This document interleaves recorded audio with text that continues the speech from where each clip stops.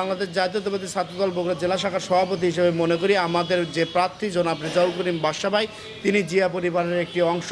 তাকে বিপুল ভোটে জয়যুক্ত করে আমরা বাংলাদেশ জাতীয়তাবাদী ছাত্রদল তাকে মহান সংসদে এই বগুড়ার প্রতিনিধিত্ব করার জন্য আমরা পাঠাবো। আমরা যারা জিয়ার সৈনিক রয়েছি, যারা এখানে বিএনপির সৈনিক রয়েছি, আমাদের আশা এবং আকাঙ্ক্ষা তারেক রহমানকে যে রকম আমরা বিপুল ভোটে বিজয়ী করেছি, ইনশাআল্লাহ সেই একইভাবে রেজাউল করিম বাদশা ভাইকে বিপুল ভোটে বিজয়ী করে তারেক রহমানের যে উন্নয়ন করার যে প্রতিশ্রুতি দিয়েছে সেটা বাস্তবায়ন করার জন্য আমরা বগুড়াবাসী বদ্ধপরিকর থাকব। যখন সে মেয়রের যে দায়িত্ব পালন করেছিল, দেখেছি যে আপামর জনতা এবং প্রত্যেক শ্রেণীর মানুষকে একসঙ্গে নিয়ে যে একটি সুন্দর করে দুর্নীতিমুক্ত যে বগুড়ার যে মেয়রের দায়িত্ব পালন করেছেন, কোনো রকম অন্যায়ের সঙ্গে তিনি আপোষ করে নাই। তারেক রহমানের মতো তারেক রহমানের মনোনীত প্রতিনিধি জনাব রেজাউল করিম বাদশা ভাইকেও সর্বোচ্চ ভোট দিয়ে বগুড়ার মানুষ নির্বাচিত করবে ইনশাআল্লাহ।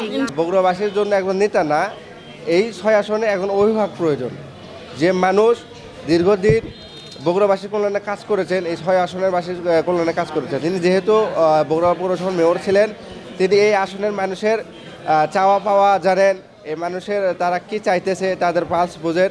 আমরা তাকে বিপুল ভোটে নির্বাচিত করে সংসদে পাঠাবো।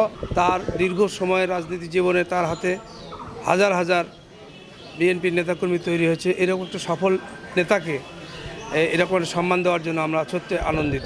সবাই আশা করছি ধানের শীষকে বিপুল ভোটে যাতে জয়যুক্ত করতে পারি, সেই আশা নিয়েই আমরা কাজ করব। ওনার রাজনৈতিক ব্যাপক অভিজ্ঞতা রয়েছে।